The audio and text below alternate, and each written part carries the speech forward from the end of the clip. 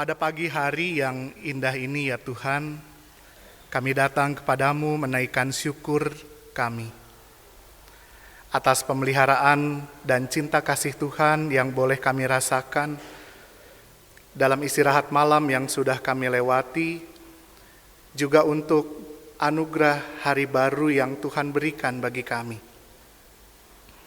Sebagai persekutuan umat Tuhan, hari ini kami memasuki Minggu Advent yang pertama, yang memanggil kami untuk merefleksikan diri kami dalam masa penantian kami akan kedatangan Kristus kembali. Ya Tuhan, di dalam masa penantian itu kami hendak melakukan sesuatu yang bermanfaat, bukan menanti dalam diam dan tidak melakukan apa-apa. Oleh sebab itu pagi hari ini kembali firman Tuhan akan kami baca dan kami renungkan, yang mengingatkan kami melakukan apa yang harus kami lakukan di dalam masa penantian kami ini. Supaya kelak ketika Tuhan datang kembali, kami boleh siap menyambut Tuhan dalam kemuliaannya. Kini kami membuka hati dan pikiran kami. Kami siap juga menyambut sabda kebenaran firman Tuhan. Biarlah bukan hanya mata, telinga, dan hati yang kami buka, tetapi juga tangan dan kaki kami senantiasa mau terus digerakkan setelah kami mendengar dan merenungkan firman Tuhan, agar menjadi nyata bahwa kami bukanlah sekedar pendengar yang setia, tapi kami juga mau menjadi pelaku firman Tuhan yang setia dalam hidup kami. Hamba-Mu yang menyampaikannya Kau urapi juga. Dengan berbagai keterbatasan yang ada, kiranya Tuhan pakai hamba-Mu ini, supaya lewat hamba-Mu ini, sabda kebenaran firman Tuhan, serta isi hati Tuhan disampaikan bagi kami semua. Berfirmanlah bagi kami ya Tuhan di pagi ini, sebab kami anak-anak-Mu sedia untuk mendengarkannya. Di dalam nama Yesus Kristus, Sang Firman Allah yang hidup, kami berdoa. Amin.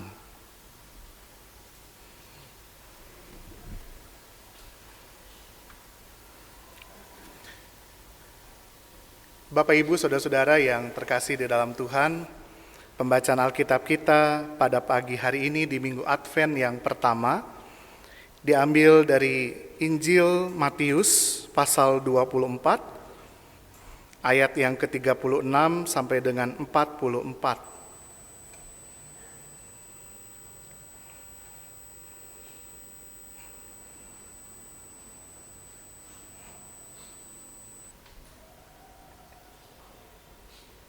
Injil Matius pasal 24 ayat 36 sampai dengan 44. Saya akan membacakannya untuk kita sekalian menurut Alkitab Terjemahan Baru edisi yang kedua. Nasihat supaya berjaga-jaga. Tentang hari dan saat itu tidak seorang pun yang tahu. Malaikat-malaikat di surga tidak, dan anak pun tidak. Hanya Bapa sendiri. Sebab sebagaimana halnya pada zaman Nuh, demikian pula halnya kelak pada kedatangan anak manusia. Sebagaimana pada zaman sebelum air bah itu mereka makan dan minum, kawin dan mengawinkan, sampai pada hari Nuh masuk ke dalam bahtera, dan mereka tidak tahu apa-apa. Sebelum air bah itu datang dan melenyapkan mereka semua, demikian pula lah halnya kelak pada kedatangan anak manusia. Pada waktu itu kalau ada dua orang di ladang, yang seorang akan dibawa dan yang lain akan ditinggalkan. Kalau ada dua orang perempuan sedang memutar batu giling, yang seorang akan dibawa dan yang lain akan ditinggalkan. Karena itu, berjaga-jagalah, sebab kamu tidak tahu kapan harinya Tuhanmu datang. Namun ketahuilah, jika tuan rumah tahu jam berapa pada malam hari pencuri akan datang, sudah pasti ia berjaga-jaga dan tidak akan membiarkan rumahnya dibongkar. Sebab itu, hendaklah kamu juga siap sedia, karena Anak Manusia datang pada saat yang tidak kamu duga. Demikianlah pembacaan Alkitab kita. Berbahagialah setiap kita yang membaca firman Tuhan, merenungkan di dalam hatinya, dan berbahagialah juga bagi setiap kita yang melakukan firman Tuhan itu dalam seluruh hidupnya. Maranatha.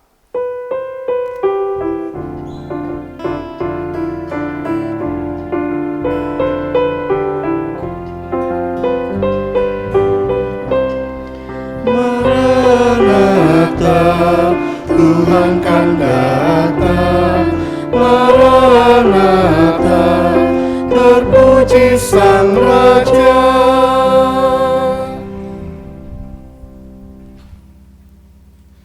Selamat pagi Bapak Ibu, Saudara-saudara yang terkasih di dalam Tuhan. Bagaimana kabarnya hari ini Bapak Ibu, Saudara-saudara? Baik, luar biasa. Bandung hujan terus? Sami sarang di Tasik. Salam dari kami Bapak Ibu, Majelis Jemaat dan Jemaat GKP Tasikmalaya untuk Bapak Ibu, Saudara-saudara sekalian. Dan kiranya kita semua senantiasa boleh tetap dalam keadaan yang baik dan sehat. Mengingat akhir tahun Bapak Ibu, Saudara-saudara, selain cuaca yang tidak menentu, kalau kita lihat akhir-akhir ini berita di TV, atau ketika kita melihat di media sosial yang kita miliki, kita tentu merasa gelisah. Mungkin kita juga merasa takut atas apa yang dialami oleh saudara-saudara kita di beberapa tempat, tepatnya di Aceh, di Sumatera Utara dan Sumatera Barat. Apa yang terjadi di sana Bapak Ibu Saudara-saudara? Banjir dan longsor.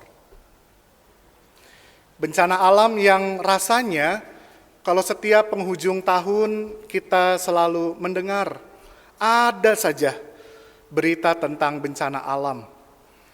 Setiap di akhir tahun ada saja berita-berita yang mengejutkan kita. Entah itu kecelakaan pesawat, entah itu bencana alam, atau berita-berita lainnya. Di penghujung tahun ketika kita hendak mempersiapkan Natal dan Tahun Baru, biasanya kita dikejutkan dengan berbagai macam berita-berita yang cukup fenomenal, saudara-saudara. Bencana alam yang menimpa saudara-saudara kita di Aceh, di Sumatera Utara, Sumatera Barat, dan di beberapa tempat lainnya, terjadi karena ulah manusia. Mengapa dikatakan bahwa ini adalah ulah daripada manusia? Kalau Bapak Ibu melihat video banjir yang beredar di media-media sosial, di TV-TV, air banjir bukan hanya membawa rumah-rumah yang hanyut, tapi lebih banyak kayu-kayu gelondongan. Yang menandakan bahwa manusia begitu egois, manusia begitu rakus. Alam yang semestinya dirawat dan dipelihara justru dieksploitasi berlebihan. Sehingga manusia tidak pernah puas terhadap apa yang sudah dimiliki oleh manusia itu sendiri. Ia terus mengeruk demi memuaskan hasrat keserakahannya untuk memenuhi apa yang diinginkannya, sehingga hasilnya sangat mengerikan. Bencana alam terjadi. Kalau kita tidak merawat alam, bisa juga bencana itu datang menjumpai kita suatu saat nanti. Belum lagi Bapak Ibu Saudara-saudara, mungkin sekarang sudah mereda beritanya. Tapi kita juga tidak menutup mata bahwa masih terjadinya peristiwa perang yang berkecamuk. Ada orang-orang yang kehilangan nyawanya akibat orang bertindak semena-mena terhadap sesamanya. Manusia hendak menunjukkan kekuasaannya terhadap orang lain. Manusia merasa bisa lebih baik daripada orang lain. bisa lebih berkuasa daripada orang lain. Masih ingat Bapak Ibu juga atau Bapak Ibu yang tahu kasus yang viral belakangan ini tentang hilangnya sebuah tumbler. Tadi pagi sebelum turun dari kereta Bapak Ibu Saudara, announcement di kereta api yang saya naiki mengatakan jangan sampai ada barang yang tertinggal termasuk tumbler.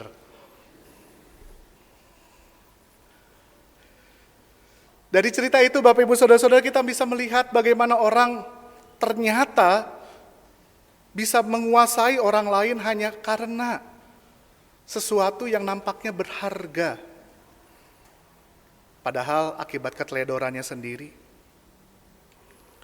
Hari ini tadi bersama di ungkapan situasi kita juga melihat para perempuan yang membawa kertas bertuliskan masing-masing, di mana kita juga diingatkan di Minggu Advent yang pertama ini kita bersama-sama bergerak, menyatakan diri, mengkampanyekan diri dalam 16 hari kampanye anti kekerasan terhadap perempuan yang dimulai dari tanggal 25 November kemarin sampai dengan tanggal 10 Desember nanti. Hal ini terus dikampanyekan mengingat masih banyak saudara-saudara kita yang mengalami kekerasan. Masih banyak saudara-saudara kita yang mengalami penganiayaan. Masih banyak saudara-saudara kita yang diam ketika mereka mengalami perbuatan yang tidak menyenangkan. Dan hal-hal inilah yang membuat kita memasuki Minggu Advent yang pertama. Menuntun kita memasuki Minggu Advent yang pertama dengan berbagai peristiwa-peristiwa dan berita-berita yang cukup mencengangkan bagi kita.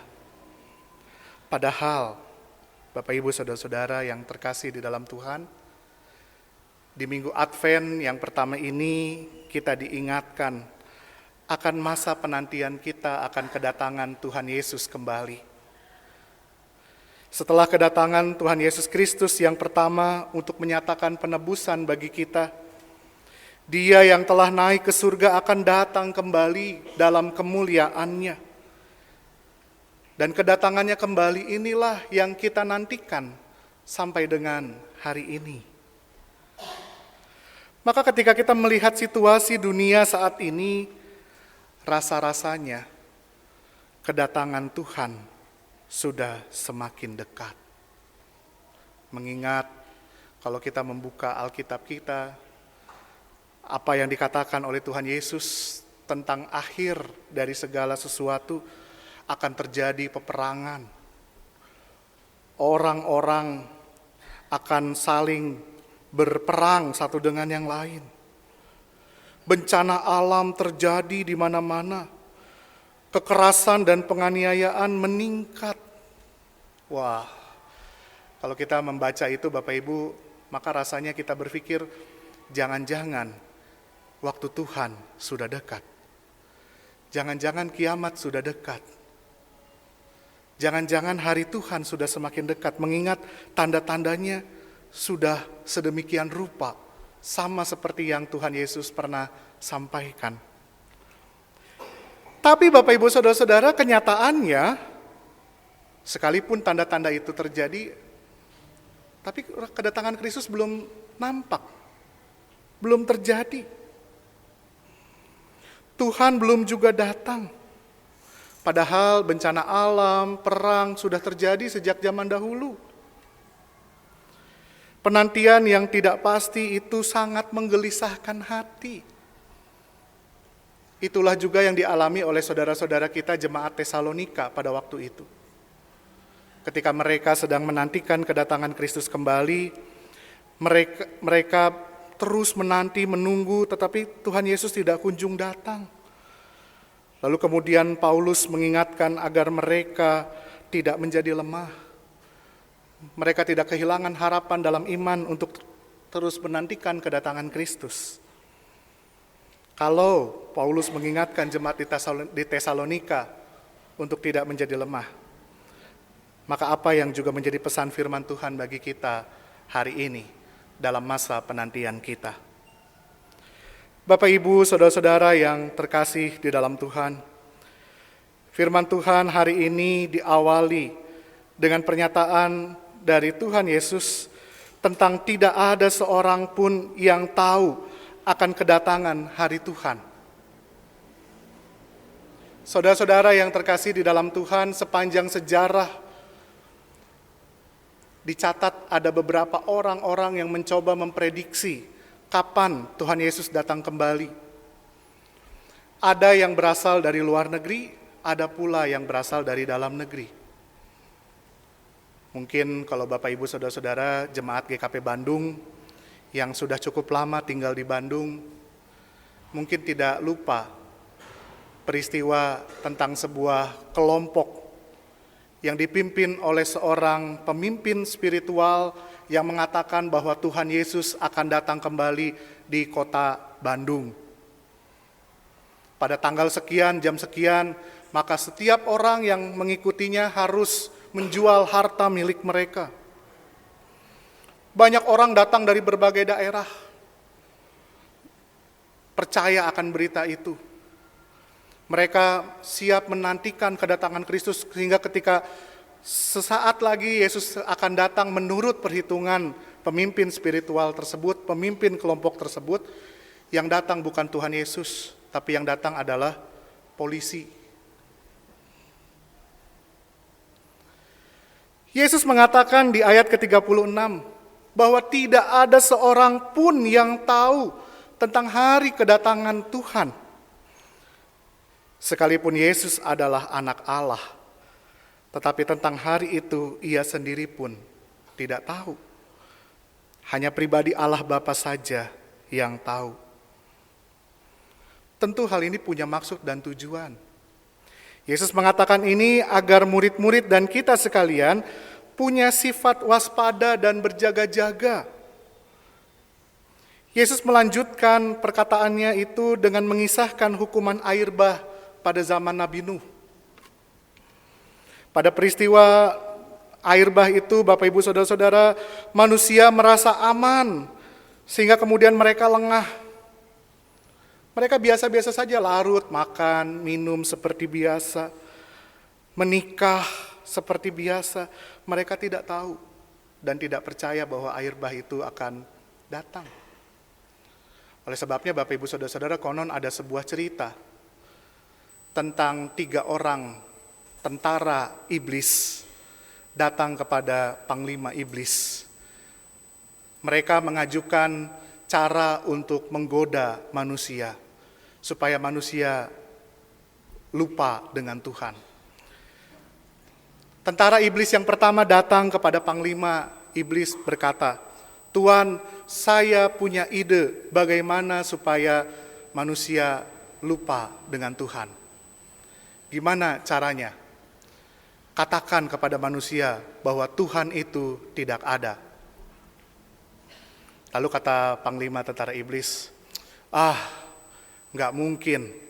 Manusia pasti suatu saat akan percaya kepada Tuhan. Kalaupun ada orang-orang yang tidak percaya sama Tuhan, paling hanya segelintir orang.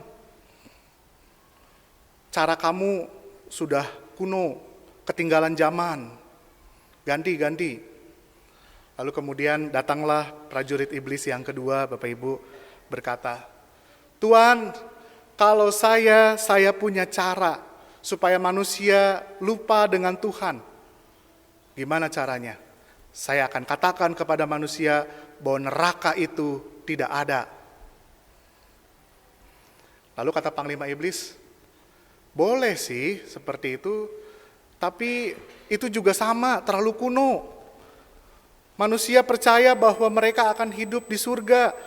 Kalau mereka melakukan kebaikan, kalau mereka melakukan yang jahat, mereka akan masuk neraka. Nggak mempan, kurang mempan," kata panglima iblis. Lalu kemudian datang prajurit iblis ketiga, Bapak Ibu, datang.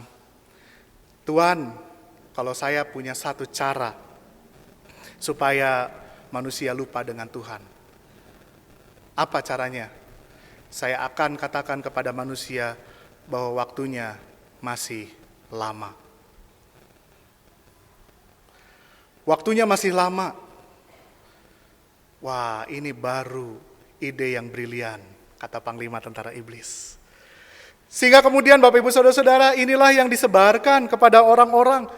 Sehingga banyak orang kemudian menunda-nunda mengerjakan sesuatu, orang menunda-nunda melakukan sesuatu, orang menunda-nunda untuk mengerjakan keselamatan yang ia telah terima dari Tuhan.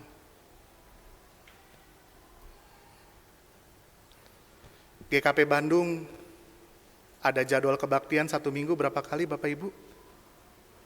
Jadwal kebaktian minggu 2 kali ya? Dulu sempat 3 ya, dengan sore, sekarang 2. Pagi jam 7, alarm berbunyi. Masih ngantuk, nanti aja yang jam 9.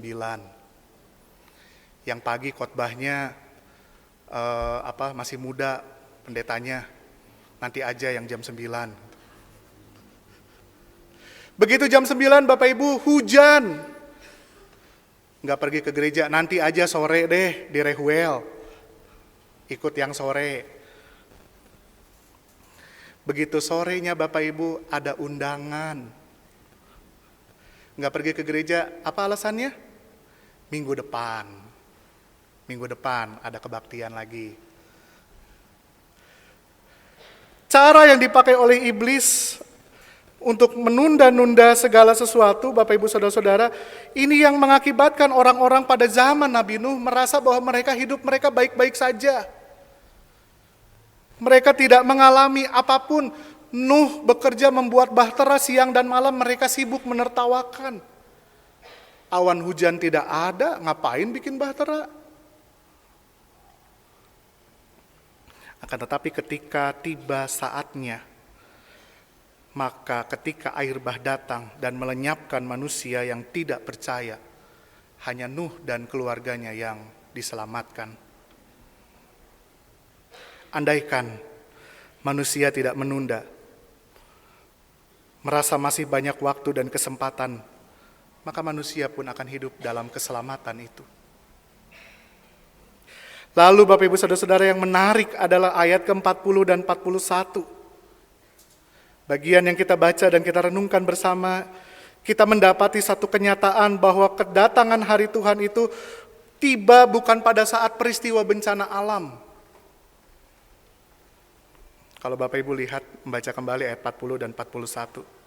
Di sana dikatakan, pada waktu itu kalau ada 2 orang di ladang, yang seorang akan dibawa dan yang lain akan ditinggalkan. Kalau ada 2 orang perempuan sedang memutar batu giling, yang seorang akan dibawa dan yang lain akan ditinggalkan. Maka kedatangan hari Tuhan Bapak Ibu Saudara-saudara bukan pada saat peristiwa bencana alam, bukan pada saat peristiwa peperangan, tetapi ketika manusia sedang mengerjakan pekerjaannya sehari-hari.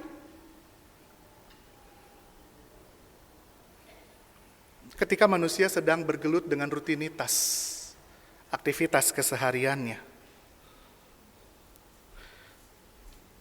Ayat ini menegaskan Bapak Ibu Saudara-saudara bahwa datangnya hari Tuhan adalah bagi setiap orang-orang yang sungguh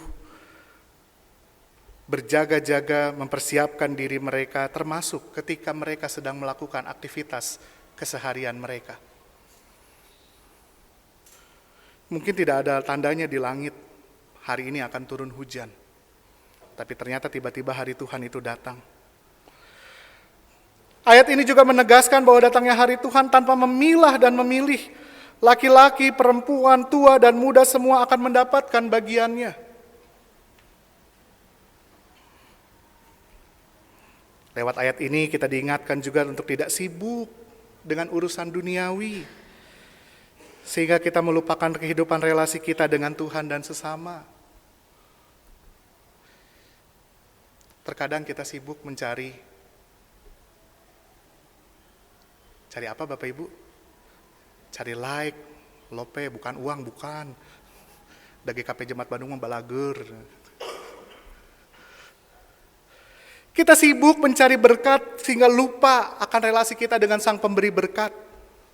Kita lupa juga dengan relasi kita dengan sesama kita. Dan itu juga diibaratkan seperti pencuri yang datang pada waktu malam hari. Jika tuan rumah tidak berjaga-jaga, habislah seluruh barang berharga di rumah itu. Maka Yesus memberikan pesan yang sangat penting, yaitu berjaga-jagalah. Berjaga-jagalah. Berjaga bukan sebagai sebuah kondisi fisik kita sedang berjaga Bapak Ibu, ronda malam hari atau jaga malam hari. Tapi yang Yesus katakan berjaga-jagalah adalah sebuah kesiapan rohani. Berjaga-jaga berarti kita memiliki hati yang peka, mata rohani yang terbuka, dan kesadaran bahwa Allah turut bekerja di tengah hal-hal yang nampak biasa. Allah bekerja bukan hanya lewat mujizat-mujizat besar yang terjadi. Allah bekerja bukan ketika kita mendapatkan keberhasilan atau penyakit kita disembuhkan. Tapi Allah juga turut bekerja ketika kita dalam doa dan penantian kita. Dalam hal-hal biasa yang kita alami dan kita rasakan dalam kehidupan kita sehari-hari. Yesus bicara tentang berjaga-jaga, yaitu tentang kesiapan hati. Tentang kepekaan terhadap kehendak Tuhan dan kesadaran bahwa hidup ini selalu berada dalam rencana Allah.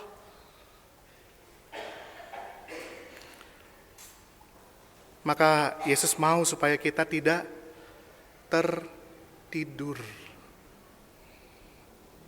dalam masa penantian kita. Yesus tidak mau supaya kita tertidur, terlelap dalam masa penantian kita, khususnya di masa-masa Advent ini. Kalau tidur mendengarkan khotbah, saya nggak tahu Bapak Ibu, saya dibilang khotbah saya tidak berapi-api, berair-air kalau saya. Sehingga kadang meninabobokan gitu ya. Akan tetapi Bapak Ibu Saudara-saudara, firman Tuhan hari ini mau mengingatkan kita bahwa dalam masa penantian kita harus senantiasa berjaga-jaga. Maka di masa Advent ini kita diajak untuk mengingat dan merayakan Yesus Kristus yang hadir di masa lampau, serta merayakan Yesus Kristus yang hadir, mempersiapkan diri untuk menyambut kedatangannya kembali dalam hidup kita. Dia akan datang pada waktu yang tidak terduga. Jangan kita menerka-nerka kapan kedatangannya. Tidak ada yang tahu waktunya. Janganlah kita juga menjadi lemah dan hilang harapan. Tapi satu hal yang kita yakini bahwa Dia pasti datang. Dia pasti datang. Penantian akan kedatangan Kristus di minggu Advent yang pertama ini menjadi ruang bagi diri kita Bapak Ibu Saudara untuk mengevaluasi dan merefleksi diri. Lilin Advent yang sudah kita nyalakan adalah sebuah simbol di mana kita mau merenungkan diri, apakah dalam masa penantian ini kita sudah hidup seturut dengan kehendak Tuhan? Sudahkah kita menjadi umat yang menjalani kehidupan ini dengan mengisinya dengan berbagai sikap yang menghadirkan, membangun persekutuan, serta menolak kekerasan yang terjadi di sekitar kita? Atau justru kita masih menjadi pelaku kekerasan yang terjadi di sekitar kita? Maka kalau kita diingatkan hari ini, jangan menunda-nunda untuk melakukannya. Jangan tunda untuk kita berbalik kembali kepada Tuhan, menjadikan kita mempunyai kehidupan yang menolak kekerasan, serta berupaya bertumbuh bersama dalam persekutuan umat Tuhan. Bahkan berupaya untuk menghapus kekerasan itu sendiri. Jangan tunda, jangan menyerah. Biarlah setiap kita terus melakukannya dalam masa penantian kita, supaya ketika Yesus datang kembali, Ia boleh mendapati kita setia. Ia boleh mendapati kita layak untuk menerima undangan perjamuan surgawi bersama dengan Tuhan. Sudah siapkah kita. Selamat memasuki Minggu Advent yang pertama. Tuhan memberkati. Amin.